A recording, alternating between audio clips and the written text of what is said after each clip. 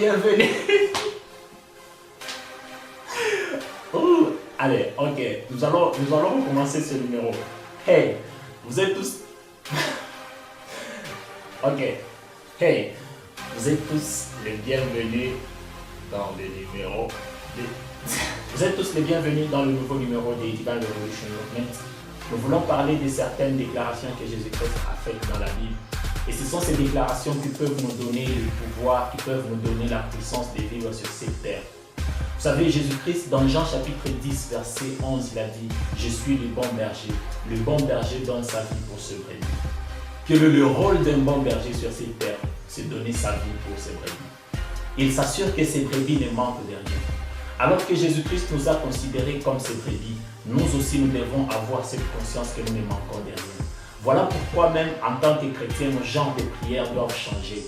Un chrétien ne doit pas avoir une prière où il demande, parce qu'une brebis ne demande pas quelque chose à manger. Un berger s'assure que ses brebis ont les choses à manger. Alors Jésus-Christ a dit que je suis le bon berger. Il n'a pas dit seulement que je suis le berger, il a dit que je suis le bon berger.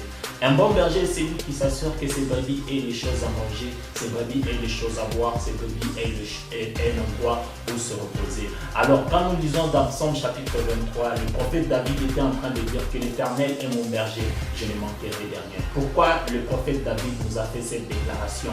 Parce que lui-même, il était d'abord un berger. Il savait comment il était en train de prendre soin de ses brebis. Alors, il a dit, waouh! De cette manière que je suis en train de prendre soin de mes brebis, c'est de la même manière que Dieu est en train de prendre soin de moi. Alors il a dit, l'Éternel est mon berger, je ne manquerai de rien. Qu'est-ce que David était en train de faire alors qu'il était en train de paître le brebis de son père?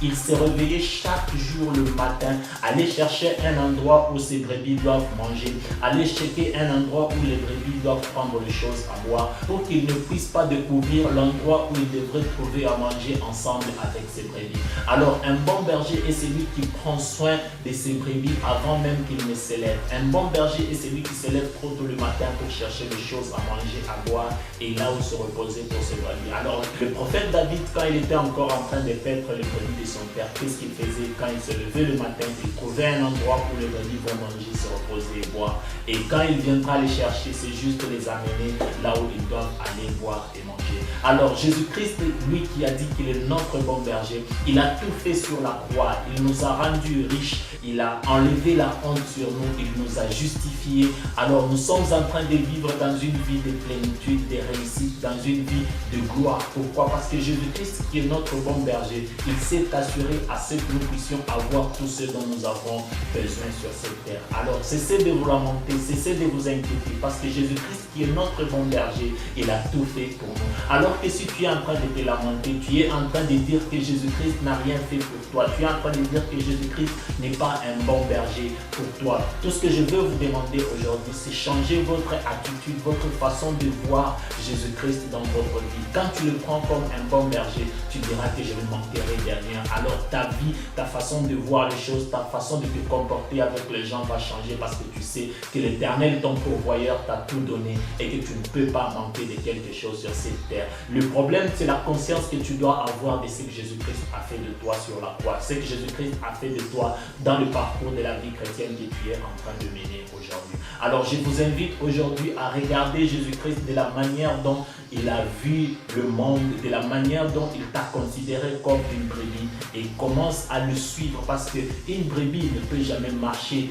devant son berger. Une brebis est toujours derrière parce que lui, le berger, est en train de te protéger contre les intempéries. Alors Jésus-Christ est en train de dire que le voleur ne vient que pour tuer, égorger et dérober. Alors moi je suis venu pour que mes brebis aient la vie et qu'ils aient cette vie en abondance. Il y a quelque chose de très intéressant qu'il a dit. Il a dit que le berger donne sa vie pour ses brebis. Jésus-Christ a donné sa vie pour nous. Alors la vie que nous sommes en train de vivre, ce n'est pas notre vie, c'est la vie de Jésus-Christ qui est en nous. Jésus-Christ qui est notre berger, il nous a donné sa vie. Et aujourd'hui, nous sommes en train de vivre une vie aisée et une vie à l'aise.